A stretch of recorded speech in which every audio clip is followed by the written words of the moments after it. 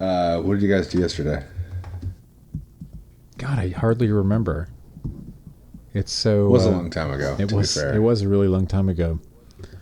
Yeah. I went to the big mall near here to see if it was as good as either of the malls closer to where I grew up, and it sucked shit. But at least I got some exercise. That's a bummer. It's tough to find a good mall these days. At this point, I mean, really, the best you can hope for is to find like a really compellingly dying mall. Yeah. I don't know about you guys. I love a dead mall. Dead Mall's great. Do you have a favorite? A favorite? I don't know. I mean, there's been so many. I mean, just here. I mean, in Rochester, there's been a number. There's one that actually kind of made the rounds about 10 years ago, in a kind of in a ruin porn kind of way, where somebody. I mean, it was a dying mall for a long time. It was a dying mall when I moved here 25 years ago, and although it was still pretty much like, I mean, it was still a legit going concern at that point. I remember getting glasses there at like a Lens Crafters or something. But yeah, and there was like a carousel, I think, like an old carousel. But yeah, it kind of went into decline throughout the aughts, and then at some point was just it just shuttered, and maybe around, I want to say like 2012, 2013, somebody got into it and took a bunch of like really amazing pictures, Like urbex stuff, yeah. yeah, exactly, and it was like where some skylights had been smashed or something, and snow had gotten in, so there was actually snow on, and this is like a two-story mall, and it was called what was it called, like Melody Center or something. It's actually in Irondequoit, which looks like iron D E and then Quoit. So if you look that up, you might find some pretty killer Rochester mall ruin porn. Although it later, I mean, it seemed like that was kind of the end of it, and they lined up a couple of buyers, and finally some guy bought it for a penny or whatever, and now weirdly it's I'm not sure what the status is, but I think they've done some stuff with it. They kind of rescued it. It's not a mall, but I think they're using it for kind of like mixed use, maybe even residential, like some residential and some other stuff. Not quite sure the status, but it's still there, and it seems like it's kind of a kind of semi-rehabilitation story. This is, I think, the third or fourth episode that's mentioned malls or the abandoned malls. Is that right? We've talked about yeah, I think we talked about it when we were talking about Riverside. Oh yeah. Marina Valley, yeah. Mm-hmm. Yeah. Yeah. Oh yeah. We talked about it when we were talking about the hill climb, because there was the cart thing, the music cart thing at the abandoned mall in Traverse City, and then this one, and I feel like there was one other time, but that's still pretty solid for I've actually lived. I feel like I've lived in a disproportionate number of places that laid claim to having the first mall. Have you guys encountered this? Like, no. I mean, there's super. I feel like there's a lot of pretty disputable and unverifiable claims to the first quote unquote mall. When I lived in Champaign-Urbana for a couple of years, kind of mid-aughts, there's a mall in Urbana that actually claimed to be, the air quotes first mall. That was a pretty good dying mall at the time that I was living there. But I would walk through it just because it was convenient. And it's kind of a convenient shortcut. Yeah, Yeah, I feel like I've lived somewhere else where that made the same claim, and I can't remember where it was. But yeah, we need to have a separate mall series, or like we could reconfigure the pod and have another like Tired Media Empire pod about. Yeah, well, we're talking about malls. we're talking about spin-off, series or whatever. That could be a fun one. Yeah. Tons of stuff we could do. Dead Mall. Yeah. The thing is, we have such a surplus of time, and most of the time in my life, I would say that and be sarcastic, and it is true. Yeah. No, yeah. We actually do. Let's do it. It's like, I do have very little else going on right now. It's just kind of like my weekly anchor is this. Otherwise, I'd just be literally sitting in the basement of my house or in the shop. I lost my little window. Now I can't see you guys. Oh no! There it is.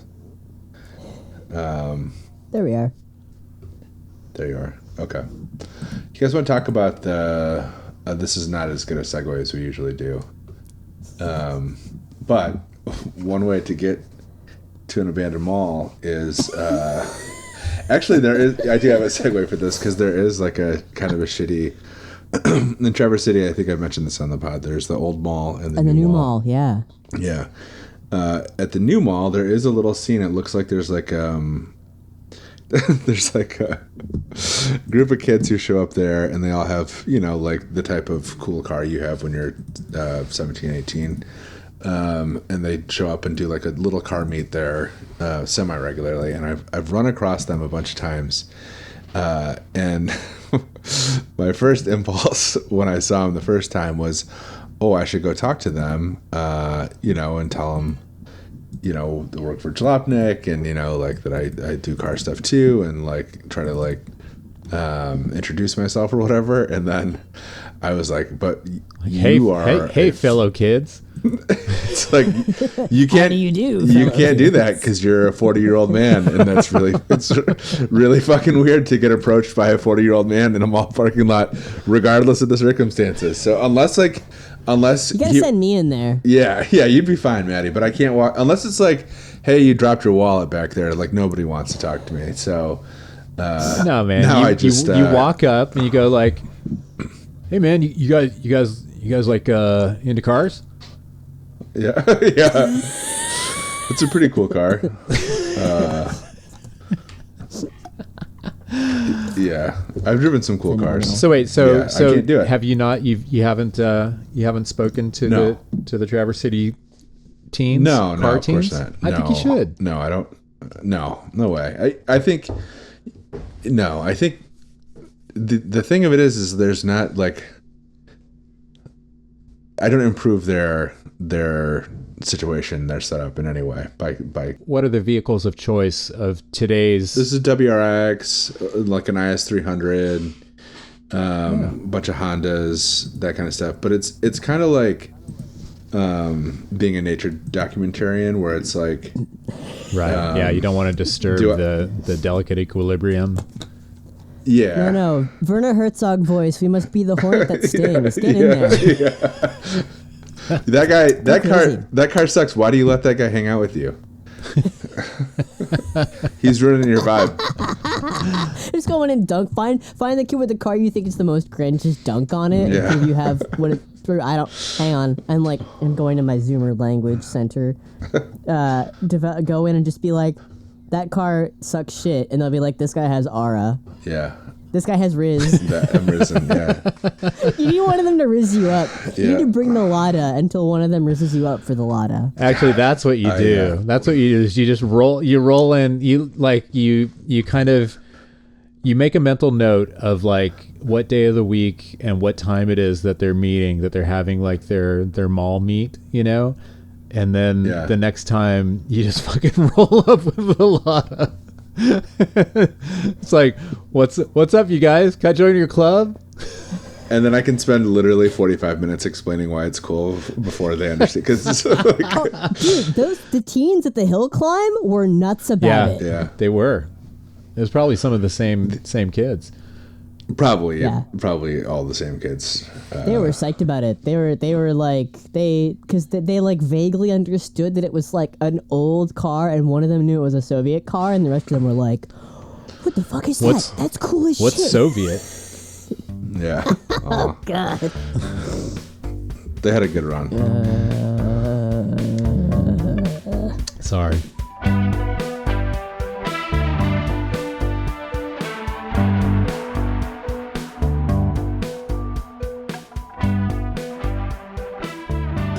But yeah, I think those kids at the mall are starting off with some cool cars and getting involved in the car enthusiast thing really early on, and I think that's good. Oh, gee, Rory, how can I be more like those guys? What could I do? Well, I think I know we talked about this a couple episodes ago, and we promised to come back to it. We promised to come back to some cool cars that you can buy for not a lot of money that are fun and that will not ruin. They will probably ruin your life, but not like. Depends. I feel like there's tiers, end. there's degrees, and I think in the last discussion that we had kind of about this, just to recap, was just some kind of like rough guidelines to things to keep in mind if you're thinking about making your way into the world of enthusiast cars, right? If you want something fun, and Rory had a really helpful list of what were some of the kind of What episode was that? Maddie, what episode were we Jeopardy theme music running in my head like it was just a couple episodes ago, right? Yeah. Couple. But it was like no, it was like how to spot rust and how worried you should be about rust.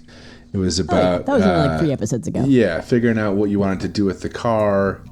That was a good one. I mean, that was a good starting point. Was just like, and I think this is a good starting point for this conversation of getting more specific with it in terms of particular cars. But kind of gauging your level of like where you're at, if you're complete kind of first timer noob, who just wants something like with a little flair, something to add like a little bit of spice to your kind of daily thing, but still like practical and something that you can depend on if you're going to be using it as a daily. That's a big consideration. And then you kind of move to like more advanced things where like, okay, do you know how to work on cars already? Do you want to have something that will be like a good starting point, something to learn how to work on cars on? So these are all considerations to kind of think about, and also and maybe when we're talking about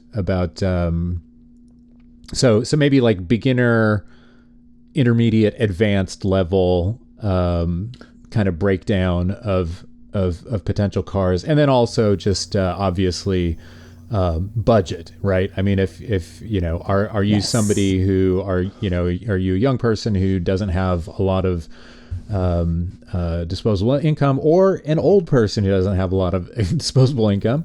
Are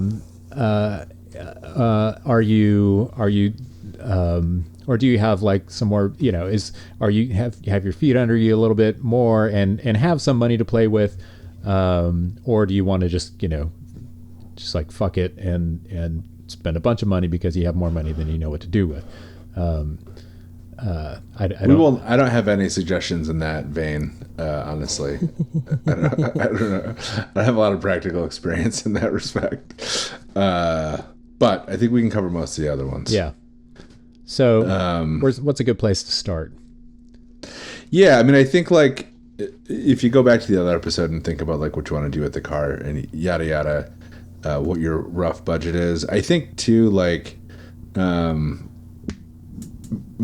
big caveat with this is like all car shopping, what you'll do is find something that you want and that you like, and then you'll do a bunch of research. You'll maybe listen to this podcast, take all of our advice, and then just buy the car that you want, that you wanted in the first place. I think I've been offering people car buying advice for most of my life, and I think as a professional car knower, I've been offering people car advice for the last decade or so, and I don't think anyone in any single case of hundreds of attempts has ever just done what I told them to do. So that's the huge caveat here. And I think, like I said, most people are just going to do, buying a car, especially buying an enthusiast car, is such an illogical thing to do in the first place that most of the time, the advice, right?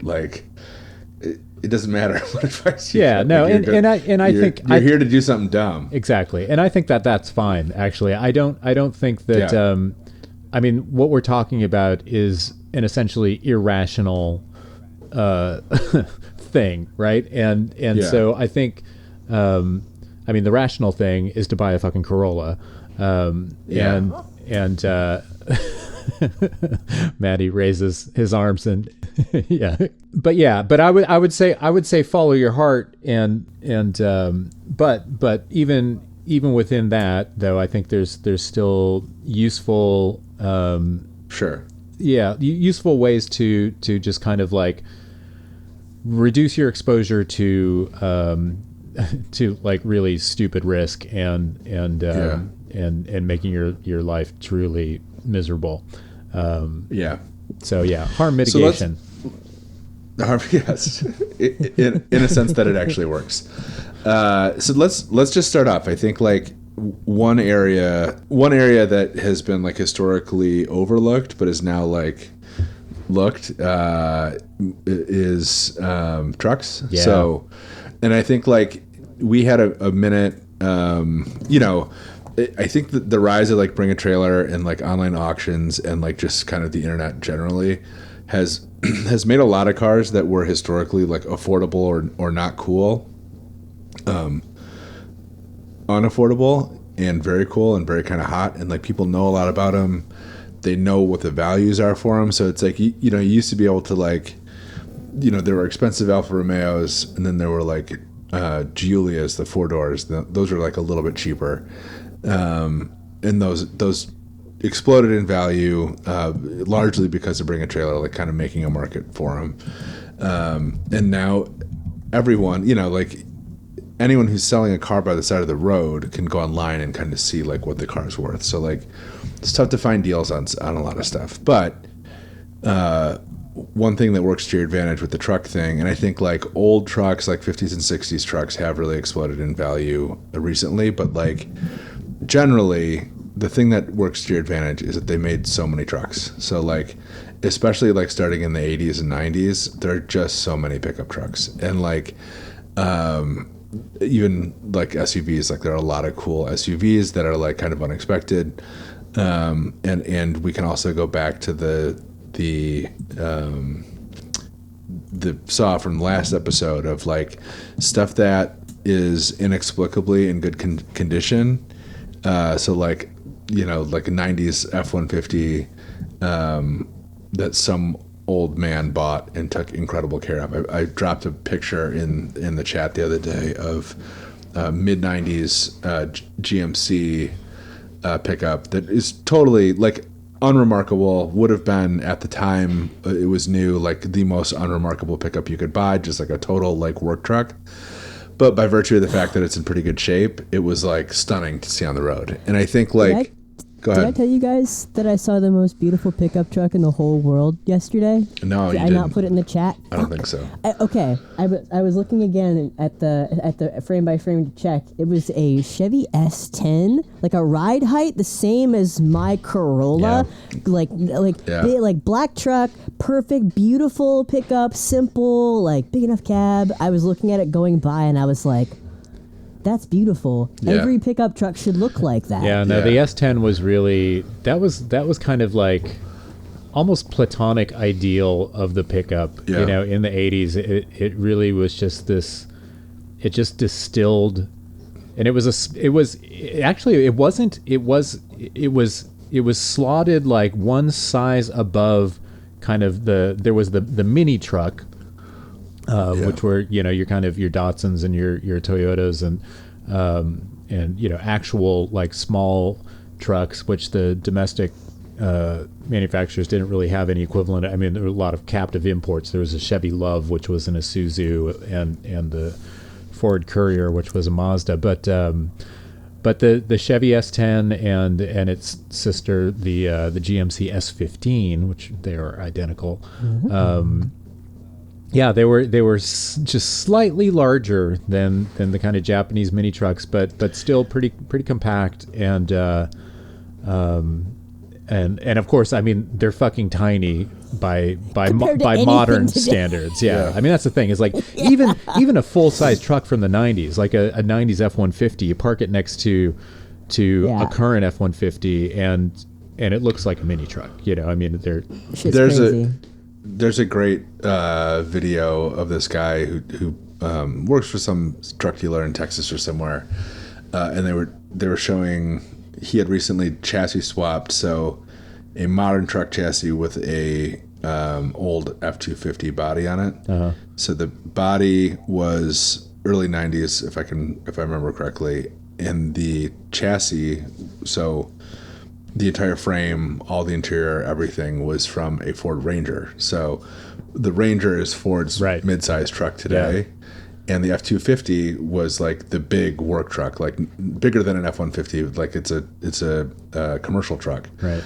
And that is the equivalent. So like that F-150 or F-250 body swaps onto the mid-sized truck of today. But the cool thing about trucks, again, is that they made a ton of them and they're available. You can find them that are in really good shape. And the cool thing, especially the cool thing about them, is that there are so many ways to kind of style them and build them and kind of modify them that like you can reference like these kind of vernaculars of cool car. So like there's mini trucks. So like there's Cali style mini trucks that are like lowered and that have cool paint and that are more kind of hot rod influence, like more ZZ Top kind of looking cars, or lowrider like, influence too. Yeah, and there are like whatever the more common like Atlanta style like. Which is like lowered, straight, less outrageous paint, but like bigger wheels. And then of course there's like the whole suite of like things you can do to make them like more off-roady, like lift them. But there are just all these kind of like really well established and really like well documented like trends in trucks, like period trends in trucks that you can build to. Obviously you can like remix those and kind of like reinterpret them in a modern context, and that sometimes can come out looking really cool too. But they're cheap, they're generally very easy to work on because again, there's so many of them and there's so much out there as far as like what to do. They're all powered by pretty basic power plants, you know, V8s and 6s, and they're just very like low barrier to entry, but also like, you know, some of the coolest and I think some of like the most interesting builds in cars that I've seen like on the road recently are cars of this era. And it's like, you know, like I said, even just a stock,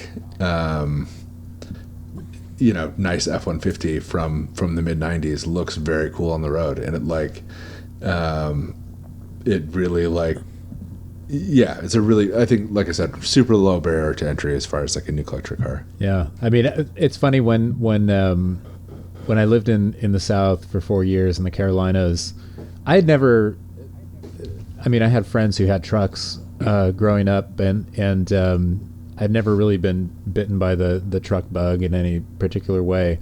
And living in Greenville, South Carolina, and there's just all these like lifetime owned, one owner, just totally stock grandpa farm trucks that have just been running around for 40 plus years, and just like so perfectly patinaed, and nothing has been done to them. Like they're just work trucks, and there was something so, and I mean, they're just everywhere. They're ubiquitous. And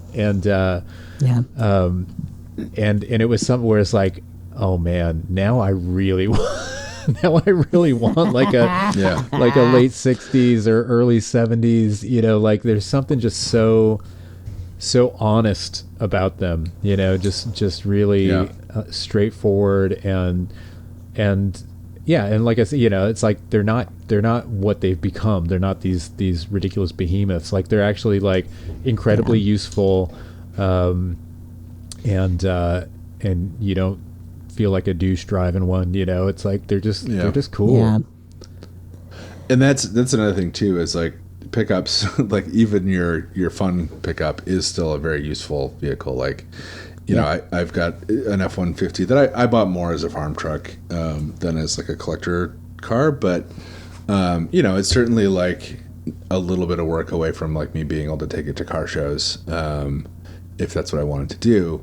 But I do throw shit in the back of it. I do tow things with it. Like it does do truck stuff incredibly well, even though it's whatever, 30 years old or however old it is now. But I think, trucks are like, and I think I hate to say they'll never be expensive, but they're just like, like I said, they made so many F-150s and so many like GMT 400, which is like the boxier GM, so Chevy GMCs from 88 to 98 that are like, I mean, like I said, it's a 10-year production run, and they're still kind of everywhere, and they still look really, really cool. They took the design language of the S10 and just kind of upsized it to the full size truck, but the simplicity of it, it's just like, again, just kind of platonic ideal of pickup truck, and it's so clean.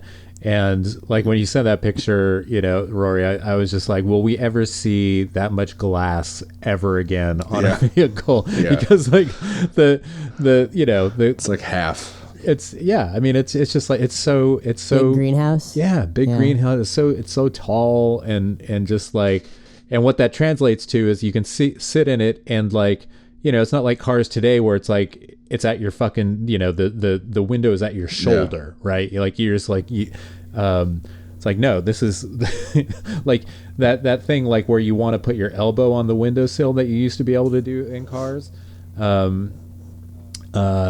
Like you can do that in one of these, 90s GM trucks without even lifting your elbow up. Like it's just naturally, like that's armrest level is where the window is. Where right? it's engineered. Yeah.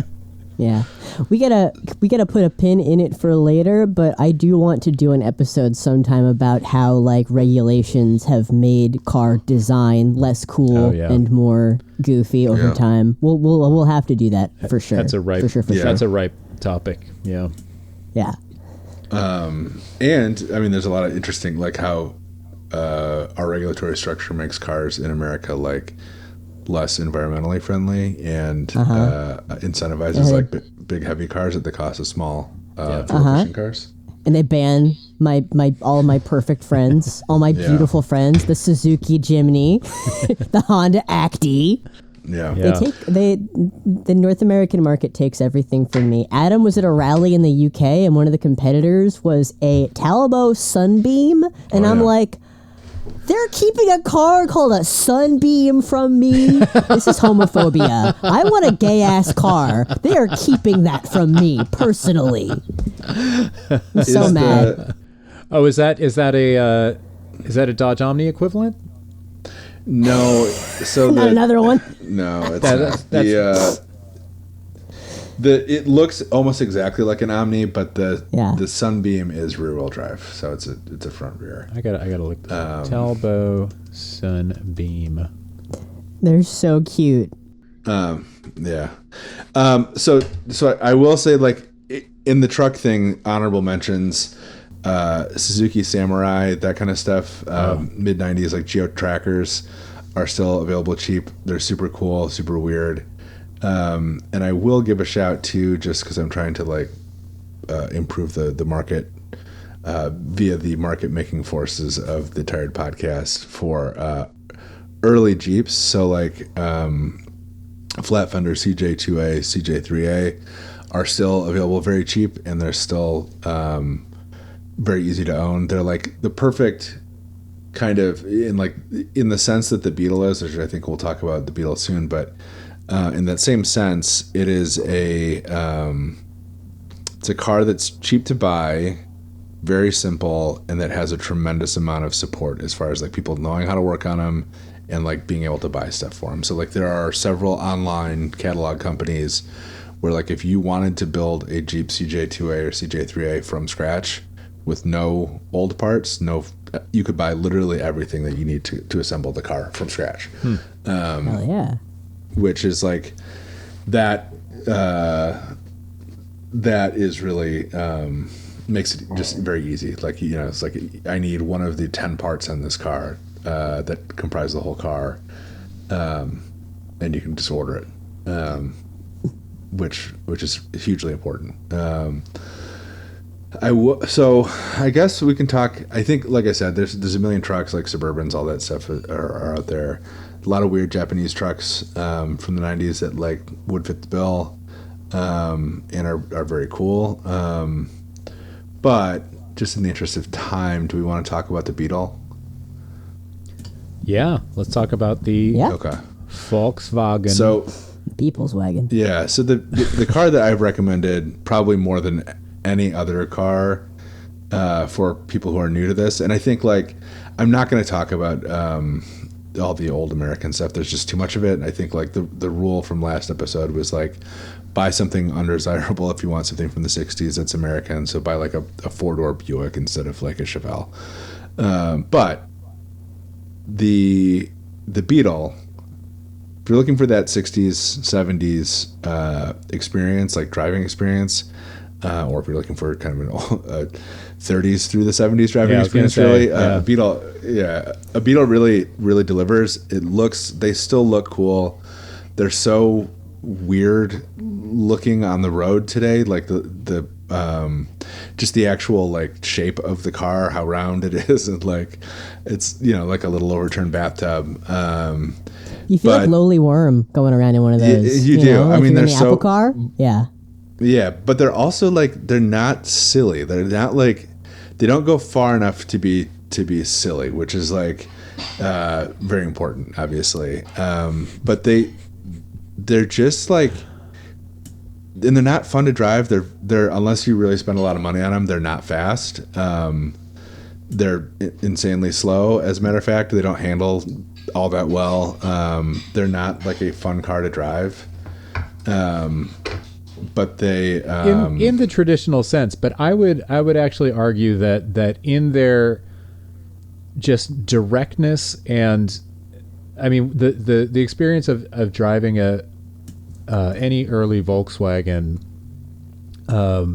is one of, and it's what is missing from all modern cars, is one of just total immediacy, you know, and so it's. Yeah, I mean, it's like it's not fun in the kind of, you know, Mazda Miata zoom sense, but it's fun. I think there's a novelty, you know, from our modern perspective of just operating any piece of machinery that is so kind of stripped, has all of that stripped away, and is like actually like fairly primitive, you know. I mean, this is a design that dates to the 1930s, you know, and we won't talk about who you know who ordered that design. I mean, there's Volkswagen, huh? How is this a problem? I'm sure that's fine. That's all good. Don't worry about it. Yeah, there is a weird, you know, it is a weird. And I guess like there's something too that's always fascinated me about it. Just to mention, like, you know, Peter, you're alluding obviously to the origins of, you know, this is Ferdinand Porsche notable Nazi tank designer. And Hitler. This was a Hitler social program, the KDF wagon. It's a car that you could earn, and it was like an effort to put regular Germans on wheels. But what's interesting to me is like, so from my perspective, the Nazi thing is such a distinct part of history. Like growing up, it was always like we had Nazis. We had all the Nazi accoutrement and whatever from like, whatever, the 20s until 1945, and then that was over. Then they all disappeared. We got them all. And it was so nice that we never had to worry about them ever again. Yeah, we beat them, and then they stayed in their home countries, and they all died there, and we never heard from them again. But what's interesting to me is like obviously like there's that part of it, right? But what's interesting is like the malleability of it, where it's like this car is a product of Nazi Germany, being manufactured in Germany for a very specific like Nazi program. Many atrocities were committed by Volkswagen during the war. It's pretty well documented. And then America took it over, took the factory over, started building cars again, and started getting them on the road. And then all of a sudden, it was like 10 years later. Right, like 5 years later, they start showing up, or whatever. 7 years later, on the streets in Britain and in the United States, and like they became like a hugely popular car because they were cheap and they looked kind of cute or whatever. And then like there's the whole hippie part of it and all that stuff. But it's like, again, it's the malleability thing where it's like to me, you would think that any product of Nazi Germany that was like distinctly of Nazi Germany would be like poison in the United States for more than like 10 years or whatever. But it was like the turn was so quick of like, oh yeah, no, these are great. Like, you see this fucking cheap car I got? And it's like, you know what I mean? Like, it's crazy. We brought all their scientists over, and we brought their cars over, and we brought magnetic tape over, and we were like, It's so weird to me. It's like, I don't have an equivalent for it, but it's just like, it's so weird to imagine Americans of that era being like, nah, all right. Like, like that was 8 years ago. Well, look, I mean, I think probably the and despite my age, I have no more insight into this than you guys do psychologically, into the psychology of kind of immediate post-war America. But I would suspect that it was a little bit of kind of like to the victor go the spoils. Yeah, well, not so much to the spoils, but I think the sense in which, like, I mean, we won, right? And we defeated the evil fascist Nazi threat and that we had been supporting up until we decided that we didn't want it anymore. But I think it was almost like, and I mean, don't forget that we were pouring money into post-war Europe, in order to kind of, and so I think it flipped pretty quickly from, it's like, okay, we just fucking bombed you into oblivion, and now we're gonna help you get back on your feet, kind of thing. And so I think even though it was kind of smeared with that brush or whatever, I think people did have kind of a, I mean, the car's kind of cute, right? And then people started buying them, and they were so cheap. And then there was and they were cheap, and there were the funny, like one of the arguably greatest ad campaigns ever, kind of like, just with this kind of, which I think actually, I mean, it was this very kind of self-effacing ad campaign that kind of made fun of the cars, basically, of just how small and ugly and whatever they were. But I think that kind of played directly into maybe that sense that I was just describing, in the post-war U.S. of just kind of like, these we put them in their place, and now we can kind of give them a leg out. The other thing though that I feel like, did you allude to this when it came up earlier, Rory? Is wasn't the whole design of the Beetle kind of lifted, like basically stolen directly from Hans Lidvinka, Czech like Tatra guy? Was that the Tatra guy, or was that? Yeah, it's Hans Lidvinka, who was a Czech designer, who designed the Tatra. And this is disputed, and there is some recent scholarship on it. There's a book, and I think there's like a documentary that I don't remember what the conclusion was, but the kind of like received wisdom of the Beetle origin is that it was basically a copy of the Tatra. So like Tatra, if you don't know, is an immensely cool car, big limousine style, rear mounted air cooled V8. And it's mechanically, same kind of suspension. A lot of cars were similar to this design back in those days, but the Beetle is kind of a shrunken Tatra in some ways, and I think there were designs for a smaller, more efficient, cheaper Tatra type car. Done by Ludwinka that Porsche seems to have ripped off. I mean, this is kind of this would be an advanced level recommendation, but and actually, I mean, I actually don't know what they go for now. I mean, are they? I would say they're still kind of sub like six figures. Tatras, right? Yeah. Tatras, yeah. I mean, they're not. I wouldn't say that they're like super affordable, but I mean, they're not like crazy exotic for price level for what they are, and they're some of the most insanely cool and just bizarre cars you'll ever see. And I'll never forget going. I mean, I was lucky enough. I got to go to the former Czechoslovakia, and went to Prague like 6 months after kind of the Velvet Revolution in Czechoslovakia, and quote unquote Velvet Revolution, right?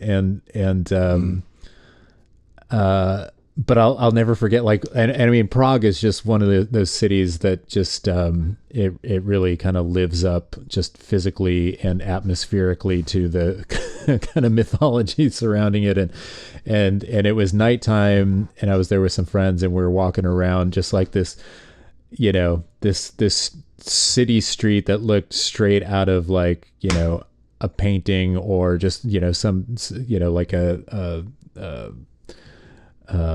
what's the German director Fritz Lang movie or something, and just picture like the wet cobblestones and just these century old buildings, and here's this fucking like 70s Tatra, and I mean like direct linear descendant of these pre-war cars that were so spectacular. And I mean, they only got just like bigger and sleeker and wilder looking, while retaining that crazy kind of layout, and they look like some sci-fi fantasy from the 50s or something. Mm-hmm. Just long and sleek and kind of space age. And there was a black one of them just parked on the street at night and with nothing else around it. It was so stunning.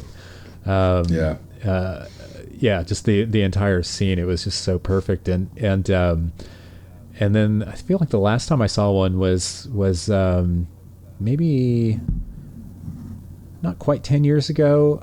Was out in LA and actually hanging around with Blake Wrong.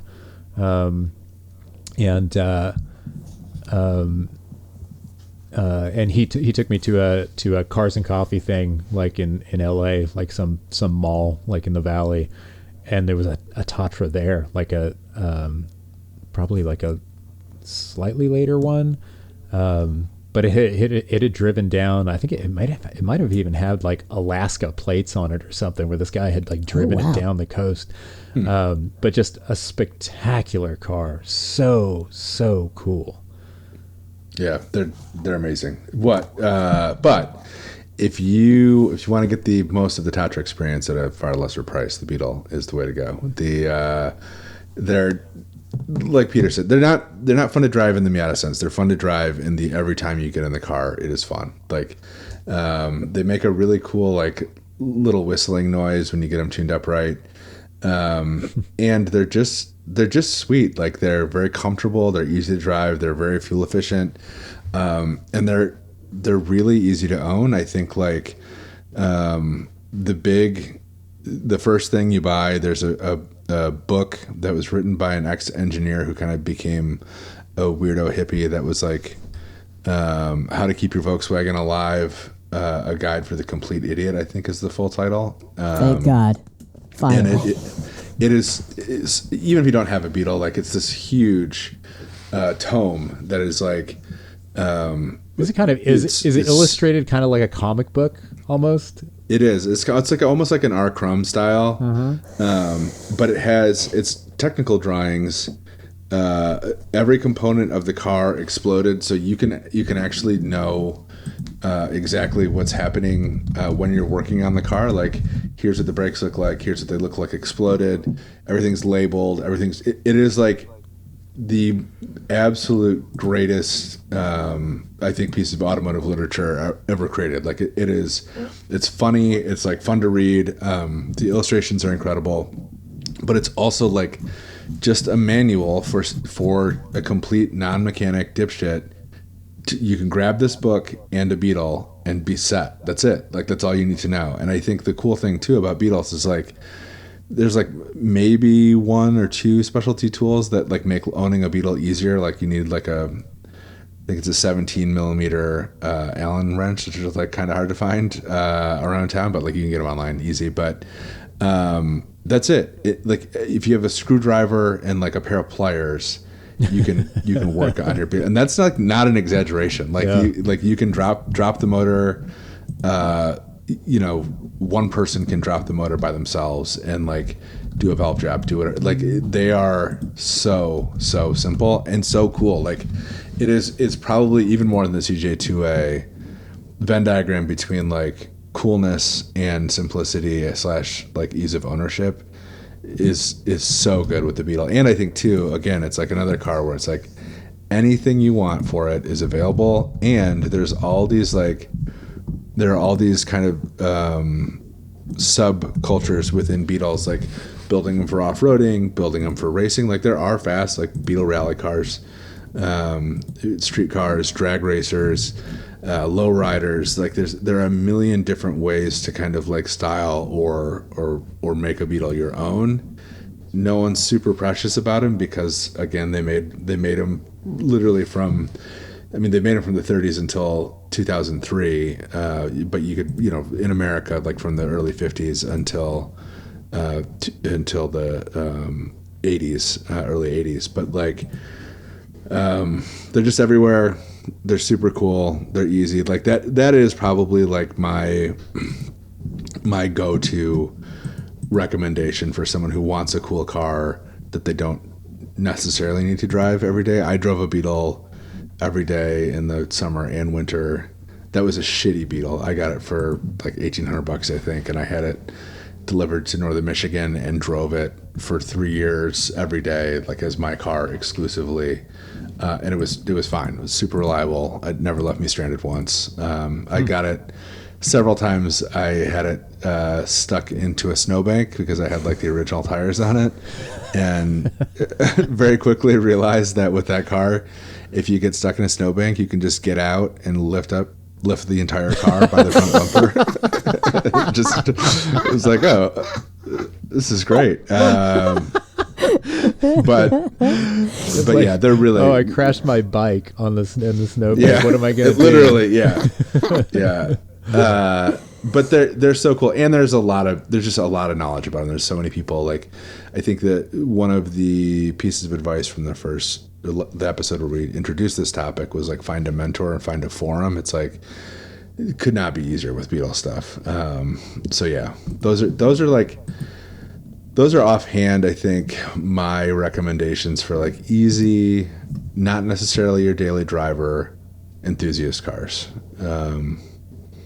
Do you guys have any additions to that category? Let's see. Say it again. Easy and not necessarily your daily driver. So like, these are cars that like, you would have as a second car probably. Yeah. I mean, I would say that. I mean, there's lots of. I mean, we're talking about kind of older cars. I guess in well, so the way that I put this together was like, although I guess with the trucks maybe less so, but yeah. I would say also that I'm surprised at how affordable a lot of kind of 60s kind of classic English sports cars have remained. Things like MGBs are still surprisingly. I mean, you can get like a decent one between $5,000 and $10,000, and those cars and kind of Triumph, maybe TR4s, 6s, maybe those are a little bit more expensive depending, but with the MGBs, they again, that's like another car that they built so many of them, and so many people just bought them as just kind of like a fun daily at the time. I mean, these are 1960s into the 70s cars, but they're fairly simple, right? I mean, maybe not quite Beetle level simplicity, but still very, very honest mechanical and simple cars. I did think of those, and I think specifically of Bs, and I have a couple friends who have recently bought Bs, and I think they're kind of on the bubble for me of being on the list or not, because like there are so many of them that are fucked up because they've been cheap for so long, and it's like and especially with the later ones, like the ones that are cheap are usually like the rubber bumper ones, and they're shitty. I mean, the assembly quality from new is very shitty, and like and because they were cheap, and they were cheap for, like I said, for a long time, a lot of them are just fucked up and like weird bad repairs, rusty, whatever. I think like, but on the other hand, and this is why they're like on the bubble, is like they are cool, they are fun to drive, and there is all, my other, like the Venn diagram thing where it's like there's a ton of knowledge, you can buy all the parts, like there is a ton of support for them. I would just say like that's a car that you want to do your research on for sure, make sure you're getting a really good one. Because they can be shitty in a way that makes them impossible to own. You know what I mean? Like you can buy it and like discover some rust and be like, oop, like that's it. Like that's the end of this. But they are, like I said, I have, like I did this summer, two of my friends bought them, and like they've been really good cars for them, and like they've been having a lot of fun messing with them. So it's definitely on the bubble. But for me, I don't know. Maybe you disagree, but they, So, some of the, go ahead. Oh no, go finish your sentence. Oh, I was just gonna say some of the photos I've been getting from these friends who bought them as they like go through them and try to like improve them have been hilarious. Where it's like, they'll text me a photo and be like, "Is this factory? Did this come from the factory this way, or do you think like somebody modified it?" And it's like, I have no idea. Like it's like, like a late 70s MGB, remember MGB? It's like someone could have bastardized that like in the 80s or 90s, or someone could have been like rip roaring drunk on the assembly line and done it that way just because they wanted to get it out the door. Like, it's like there's really no way to know. Yeah, because they were going on strike in 5 minutes, and it's kind of like the last. Just reach into the big bucket of old bolts and just see if they could find one that kind of fits. Amazing. But they are cool. They are cool. Yeah. What about? Oh, I was just gonna say. I mean, maybe we should have talked about this before we kind of jumped into it. But just in terms of kind of organizing it. I mean, I started with kind of just like a short list of just kind of like fun modern cars for people who. That's great. Who just want something like a little bit spicy, but that's still reasonably, affordable, and new enough, like maybe you've never worked on cars before, maybe you have no interest in learning how to work on cars, but you just want something that'll be kind of fun and that's where I was headed next. So why don't you start with your list? Perfect. Well, yeah. I mean, this is just completely obvious, but Miata is always the answer, and I mean, I would say that I mean, they've been building Miatas since 1989, 1990. And you could make a pretty strong case that they've never built a bad one. There's been 4 generations of those cars, and right now the kind of 3rd generation ones, which are kind of aughts. NC. Yeah, the NCs, NAs, NBs, NCs, NDs. Those are the 4 generations, and the 3rd generation ones, the NCs, are the kind of I don't know the exact years, but mostly through the aughts into the early teens, right? And and those cars, I mean, again, they made a lot of them. They weren't super expensive to begin with, and they're kind of at the bottom of their kind of depreciation curve, whereas the earlier cars have kind of bottomed out and started to go up again.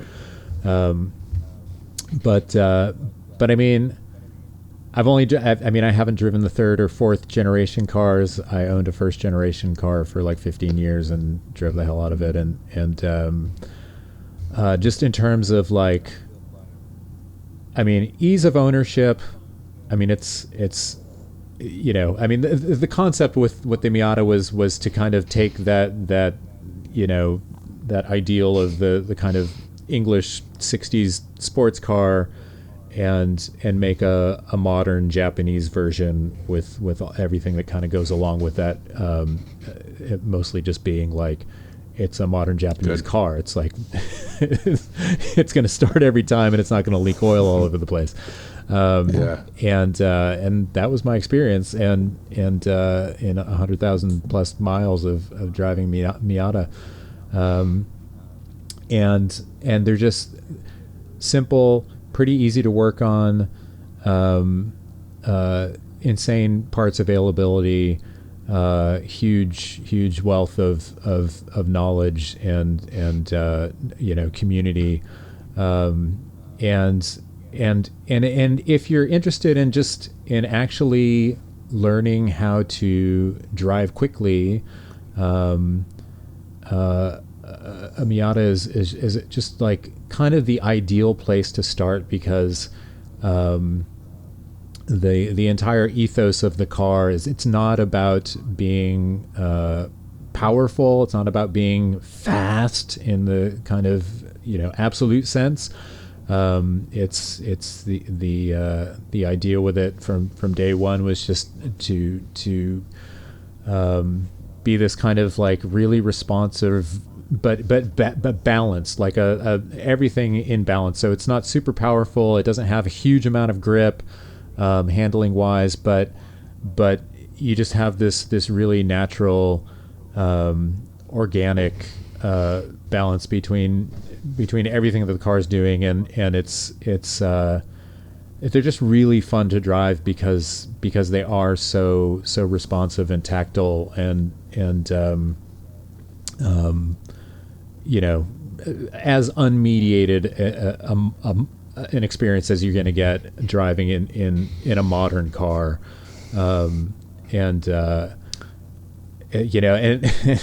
and actually, it's funny, like I sometimes see people, like, if you live in a colder clime, places where there's still winter, or was until recently, it's like, oh man, I just don't know about, driving in the winter, it's like, is it safe or whatever?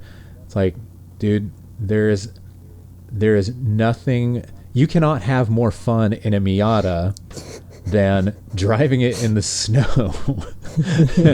It's like, put snow tires on it by all means, but what driving in the snow does is the car handles exactly the same as it would at speed. It lowers the limit of adhesion, right? So if the car was going to slide going around a corner at 50 miles an hour before, now it's going to slide going at 20 miles an hour. And what that enables you to do is, and it's already the case that, with a Miata, it's not really, you kind of have to go out of your way to get yourself into trouble. Driving the Miata in the snow, you can just be fucking tail out all the time. Right? You just go around like any corner and you just put your foot down, and it's like, and now you're steering with the throttle. And if you've never done that before, if you're a kid from California who grew up, not driving in snow ever, and then suddenly you're doing it in the snow, and it's like, holy shit, okay, this is how you do opposite lock. Hell yes, and in a way that it's incredibly instructive and edifying, and when you then later find yourself in much more expensive and much faster machinery and the back end steps out on you, then it's like you've developed the instinct to know how to handle that. And so yeah, I mean, the Miata is just there's so many, I mean, it's the obvious choice for a lot of really great reasons. Yeah, they're awesome, and they will teach you how to drive. I think that's, like, to your earlier point too. Like, they will, because they don't have power, they'll teach you how to drive fast. They'll teach you how to do all the other stuff, and like, you can go really fast in a Miata. Like, any track day you go to in the U.S., there will be some guy who has owned the same Miata for 20 years and who is among the fastest people on the track. Whatever else is there. They're really, really good, and like, they'll grow with you. What else on your list? Of modern stuff, I mean, obviously the staying in the kind of sporty car realm, the Subaru BRZ / Toyota 86 twins. Those cars are very similar to the Miata in kind of just driving spirit. I mean, they're closed. Sorry, keep talking, but I have Hickory stuck on my closet shelf. Hang on a second. Yeah, hang on. Okay, he's hanging off the shelf. Hang on. Okay. Keep talking. Yes. Yeah. Stuck? Yeah. Did you get? Okay. Hang on. Okay. Yes. Are you stuck? All of this stays. Okay, all of this stays. Okay. You're okay. I'm gonna get you. Well, you have to come here. No, you have to get down. Yeah. Well, I told you not to climb on there. You know that. Yeah, you can't climb on the shelf. You can't go up there. You will get stuck. You will get stuck every time, and you know this. Okay. Yeah. Okay. Oh, stupid. Dumb. Yeah, go in your basket. Thank you. Yes, go in your basket, love. Okay. All right. That's all good. I was totally talking the whole time, so yeah, that's fine. Yeah. And good. Yeah, No need to review the tape. Yeah, that was great.